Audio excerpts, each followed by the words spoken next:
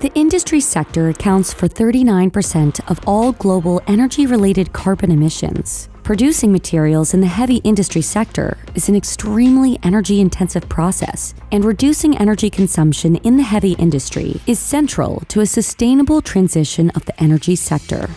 In Denmark, the Vesterled brick plant has reduced their energy consumption for heating by an estimated 29% in 18 years and cut carbon emissions by 36%. The plant has worked strategically to improve sustainability in their entire value chain, from product design to sourcing and production. Vesterled provides a blueprint for brick makers and industry, showcasing how to reduce energy consumption and carbon emissions through technological innovation, process optimization, and proper investments. The solutions are here to reduce emissions from heavy industry factories. Imagine the potential when this is applied globally at scale.